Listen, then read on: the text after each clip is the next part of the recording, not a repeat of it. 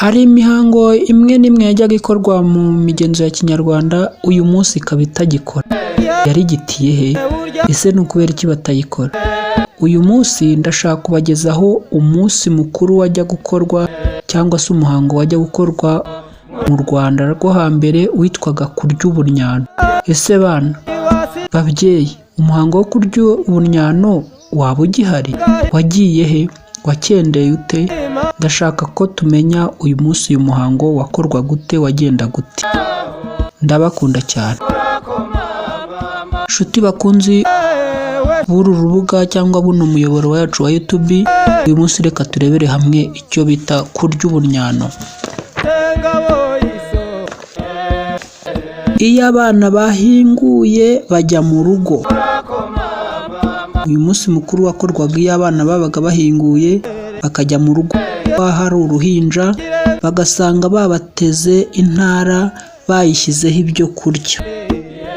Ku ntara basasagaho amakoma bagashyiraho ibishyimbo bacucumyemo imboga, kandi bagizemo utubumbe twinshi, buri mwana akagira akabumbe ke.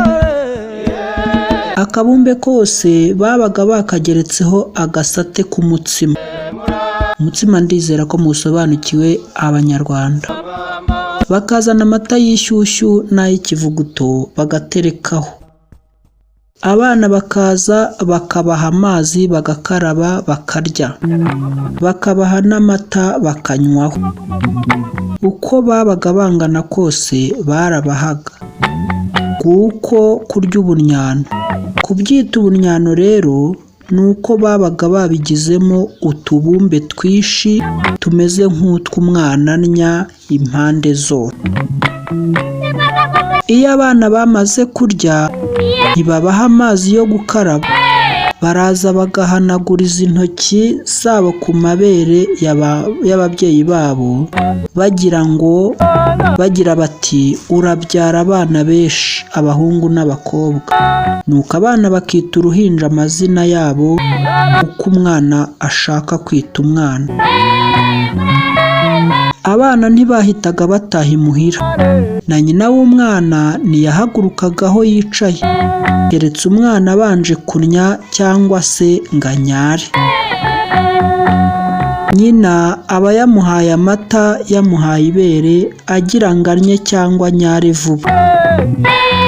Iyo umwana yatinze kunnya cyangwa kunyara bamutamikaga itabi akaruka bakabona kugenda.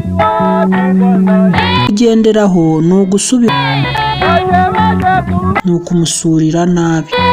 Hanyuma iyo bagendaga ibyo bitabaye babaga bamwifurije gupfa cyangwa se bamusuriye gupfa. I Gisaka na hamwe h'i Buganza abana bafite akabyino babyinaga bajya gusuka cyangwa se bajya gushyira ku nsina ibyo bayoye ku kiriri. Insina kenshi aba ari inyamunyu. Haza abana 8, 4 b'abahungu na 4 b'abakobwa, bose b'amasugi bafite ba se na ba nyina. Barazaga bagakikiza urutaro, intara bayoreyeho ibyo ku kiriri, bakayiterurira rimwe, bakagenda urunana babyina ngo bwerere yavutse, bwerere yavutse, bwerere yavoma, bwerere yasenya, bwerere yatashya, bwerere yahinga n'ibindi n'ibindi. Bagasuka ku nsina bagira ngo dore aho nyoko yakubyariye. Bakajya ku yindi nsina babyina kwa kundi batanga insina 2 cyangwa 3 bagasukaho ibyo ku kiriri. Insina basukagaho ibyo ku kiriri yerekanwaga n'umugore washashe ikiriri. Insina iba iy'umwana, ababyeyi bazira kuyimunyaga. Iyo umukobwa ashyingiwe kure bamugemuriraga igitoki cyayo cyangwa inzoga y'iyo nsina iyo bashyizeho bya bindi byo ku kiriri cya wa mwana. Aha ndizera ko mubyumva neza. Uwo munsi babaga bashakiye umwana ingobyi 2, iy'intama n'iy'inka. bakayimukozaho kugira ngo imwe nibura bamuheke mu yindi. Iyo batabigenjeje batyo, bukeye bakamuheka mu yo batamukojejeho, icyo gihe imusurira nabi agapfa.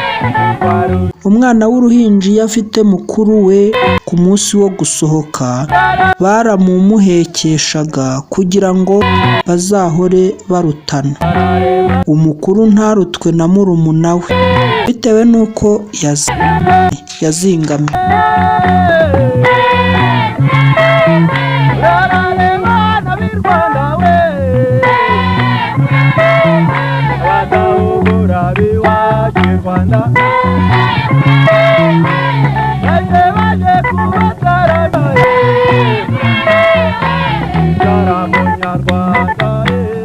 Icumu n'ingabo n'umuheto cyangwa ishinge umugore yasohokanye babimanikaga mu ruhamo rw'umuryango, kirazira kubijugunya gusa.